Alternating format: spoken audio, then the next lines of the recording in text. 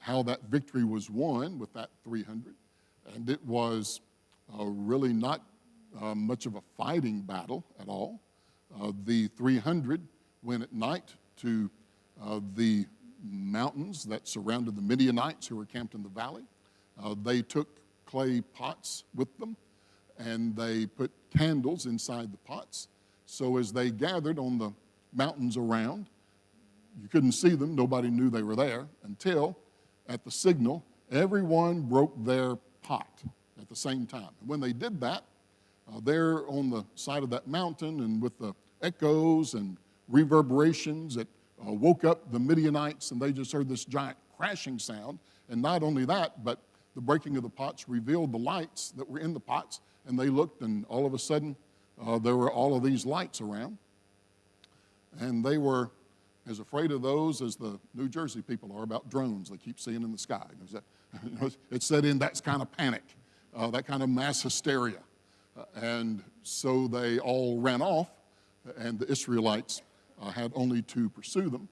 And the victory was won that had come about by, it was a victory of faith rather than a victory of might. Then there's one more story that's told about the faith of Gideon. As Gideon continued with his men to pursue the Midianites who had invaded, and in particular, he was trying to pursue their leaders, their kings, their generals. He was chasing after them, and as he chased them through Israelite territory, they were trying to get out of there. They were still scared to death and trying to get out, but he was going to pursue them to the borders of Israelite territory. And so this is just an interesting thing. In Judges chapter 8 and at verse 5, he was passing through a town called Succoth. And he had his 300 men. They had been pursuing the Israelites. So his men needed nourishment. They were tired and hungry, but they needed to press on. So they needed some food for that. And they asked their own people in the town of Succoth to supply them with some bread as they passed through. And here's what the people of Succoth said. And this is verse 6. The officials of Succoth said, "Are the hands of Zebah and Zalmunna already in your hand, that we should give bread to your army?" In other words, what they were saying was, the people that they named were leaders, generals amongst the Midianites. And they said, well, do you already have them in your hand? Is your victory complete? So that we should give you help? Because they were saying, showing lack of faith, they were saying, we don't want to take sides here until we see who the winner is. And once the winner, if you were already the winner, we would help you. But have you won yet? And no, we're still pursuing. Well, then we're going to stay out of it. And the people of Succoth did that, as well as another town that that Gideon came to. And so then they did pursue, and of course, by the blessing of God, they did defeat those generals and kings. There's a story about that goes with Sisera and Jabal. That's an interesting story, but that's outside the scope of Hebrews 11. But here's what Gideon did.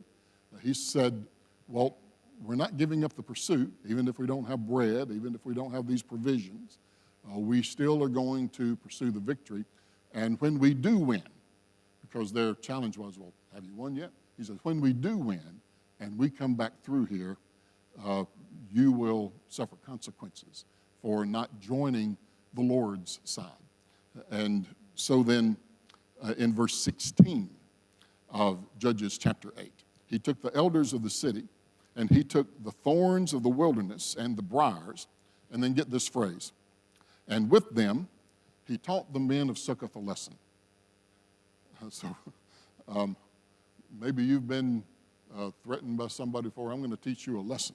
So, well, Gideon said, I'm going to teach you a lesson. And he did it with thorns and with briars, not causing death, but but exercising some discipline on those who had failed to help those who were going. So we have these stories from Gideon. We have him cutting down his own town's idols.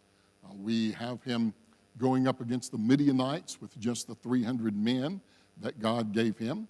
And then we have him pursuing these kings and generals and teaching a lesson to those towns that were not supportive of the army of the Lord, small as it was, that was pursuing. So those were some adventures in faith in the case of Gideon. But here's the little caveat that we have today that we haven't had so much. Not that we couldn't have found them, but in the stories of, say, Abel and Noah and Abraham and Sarah and Jacob and Isaac. Not that we couldn't have found them, Moses, but what we're about to mention is just more evidence. It's more a larger part of the story than in those other cases. And that is, these judges, yes, they have adventures in faith, but they also have a flaw. They have a bit of a faith flaw as well. So here are the faith flaws of Gideon. Going back to chapter 6 and at verse 27, when he tore down his own town idols, notice what's said about that. This is Judges 6 and verse 27. So Gideon took 10 men of his servants and did as the Lord told him, that is, he tore down those idols. But because he was too afraid of his family and the men of the town to do it by day, he did it by night. Now they still inquired and found out who did it. He was carrying out the word of the Lord, but while there was faith, there still was some fear on his part. And so he did that work by night. He hid what he was doing in the darkness of night. And then it's also in Judges chapter 6, beginning at verse 36, just before God calls him to go against the Midianites with his small contingent of 300 soldiers. That Gideon, and this doesn't seem to bother the Lord, but Gideon does have to go through this process to gain some confidence, to take some of that fear that he was showing in his own town and put that aside. And so here's what happened with that, and it's also a story that we're very familiar with. This is verse 36 of Judges 6. Gideon said to God, "If you will save Israel by my hand, as you have said, behold, I'm laying a piece of wool on the threshing floor.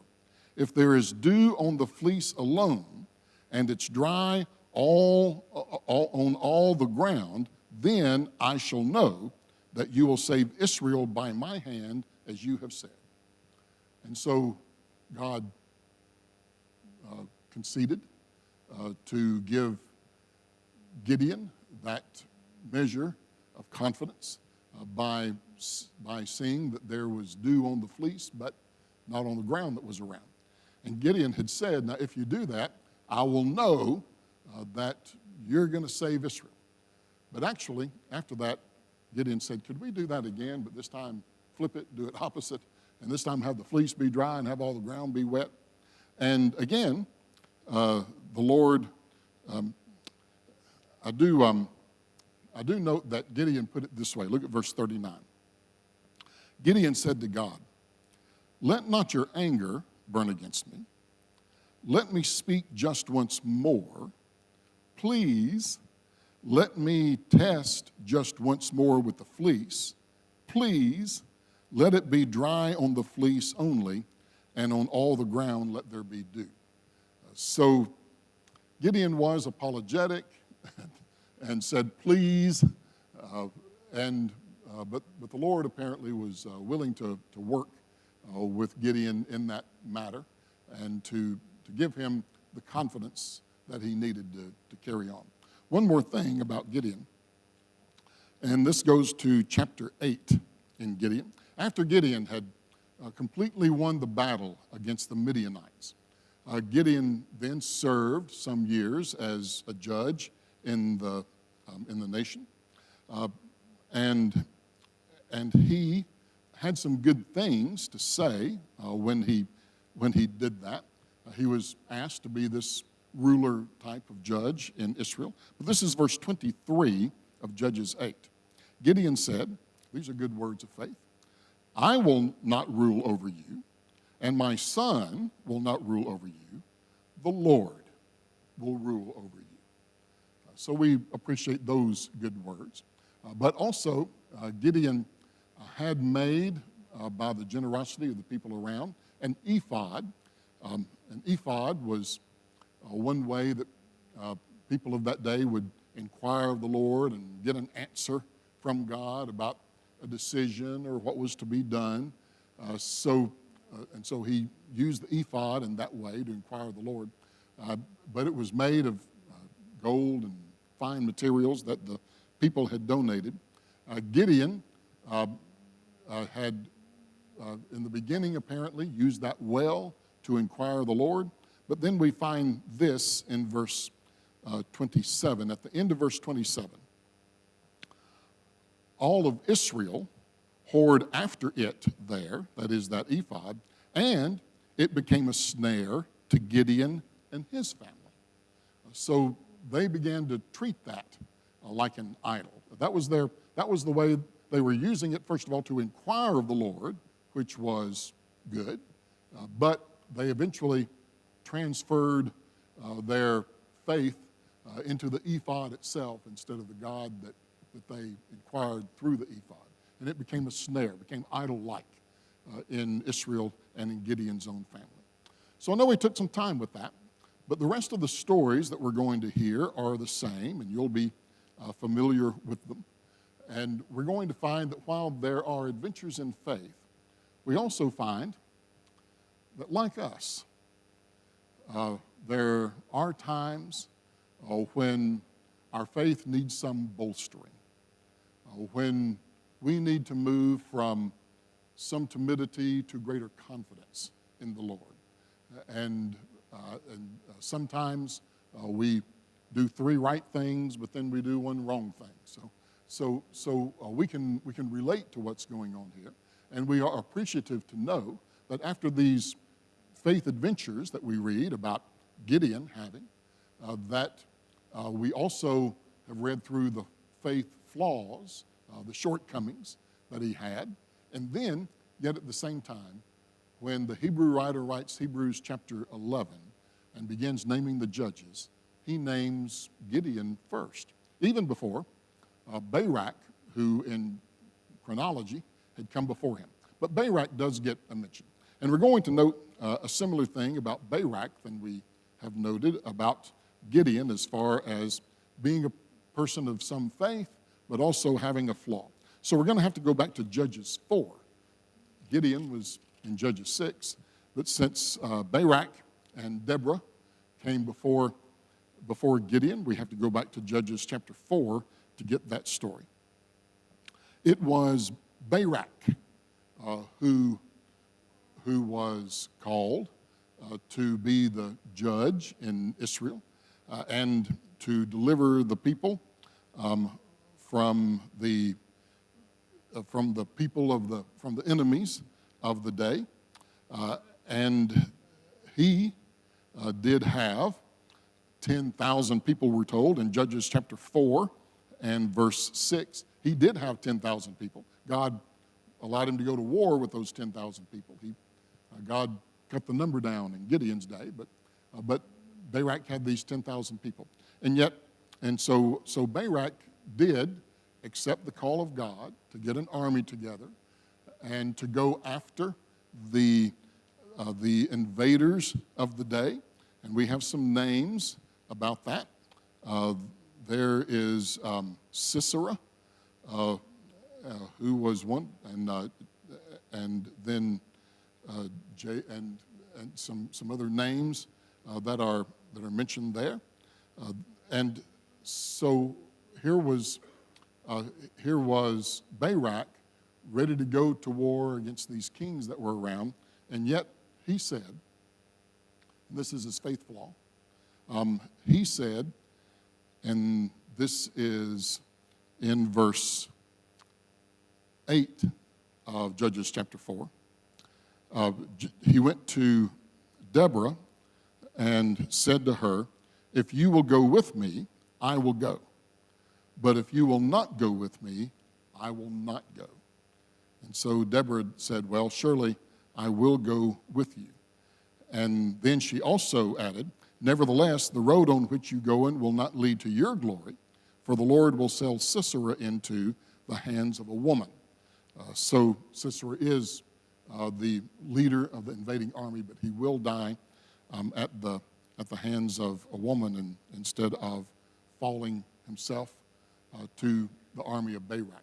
But Deborah was a prophetess of the day, and Barak accepted the call. He got the army, and he would go, but only if Deborah would go with him. So we see a bit of a faith flaw there in the case of Barak. And then there is Samson. To get the story of Samson, we go to Judges chapter 15.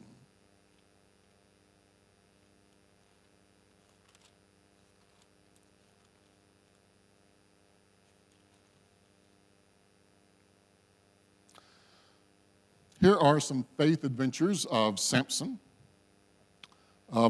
He, under certain circumstances that were not all kosher for a young man and especially a leader of Israel, still he found himself in Philistine territory, and there was a battle that took place, and it was Samson, living under the Nazirite vow, so he had the hair, had not had alcohol in his life, never touched a dead body. But in Judges chapter 15 and verse 16, he was being set upon by 1,000 Philistines, and he looked around for a weapon that he might find, and he happened to see, verse 15 says, a fresh jawbone of a donkey. People who've been around rural areas and farms where an animal has died, you know that sometimes you can discover their skull somewhere out there. So he looked around for something to fight with, and there was this jawbone of a donkey. Donkey had long since died, and the flesh had fallen off, but the bone was there. So he found this bone, and with it, then he killed 1,000 men. And that was one of his first great adventures. And then we also see him in the beginning of chapter 16 in the book of Judges. He went to the Philistine town of Gaza. And Gaza, and again, he was there for reasons that were not good, but he was there in the city of Gaza. Again, a Philistine city. So this Philistine city learned that Samson was coming into town to see a woman, and he would come see her, maybe show up just before they shut the gates at night, and then sometime during the night or early morning leave town. So hearing that Samson was in town and having a walled city with these gates, they said, well, here's what we're going to do, and we're going to watch and see when Samson comes to town. When he comes, we're going to shut the gates. And when we shut the gates, he'll be trapped inside our city. We have enough people, we have enough might in this city. He won't be able to escape. He won't be able to get out. And we can deal with Samson right here within our own walls. They knew that Samson came to town. The next morning they got up, figuring they had Samson trapped inside their city. But actually what they found was they didn't even have any gates in their wall. The gates were gone. And Samuel had taken those gates. And I think we've seen enough movies of that day to imagine the great gates. Maybe sometimes people used a pulley system even to get those gates open. Samson had pulled the gates, pulled the metal gates out of the brick walls, the rock walls, and he had put the gate on his back and carried it off up a hill and let the people know, your gates will not hold me. And then there's Samson, and in his death, because, again, some unsavory circumstances in his life. Chapter 16 and verse 28, Samson, in his death, pulled the pillars of a building down. The whole building collapsed. That killed Samson, but it also killed the thousands of Philistines who were there. So whether it was with the jawbone of a donkey, or taking down the gates of a city, or pulling down rock pillars upon a bunch of Philistines, it's said in that case that Samson killed more in his death than he did in his life. But again, we see the flaw that Samson had. Look at the book of Proverbs. We're going to end with this. Proverbs chapter 22 in verse 3. Proverbs 22:3 says, "The prudent sees danger and hides himself, but the simple go on and suffer for it." And you know how we've mentioned those usually involving a woman and the unsavory circumstances that had Samson where he was. Samson was not wise in his life, and he did not look ahead and see the danger that was coming from the unsavory things that he did. And yet, the Lord still used him both in life and in death to deliver the Israelites from the Philistines. So whether it's Gideon or Barak or Samson or Jephthah with his foolish vow, or King David, who had his own issues sometimes with women, but sometimes with other things, and then Samuel himself.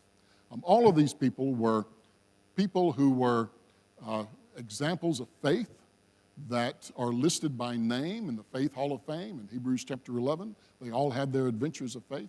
But we also note each one of them did so with some flaws in their life and in their background. So we may be a people of some flaws, but let's also be people of faith. Let's not let our flaws destroy us, but rather let's let our faith serve God in mighty ways.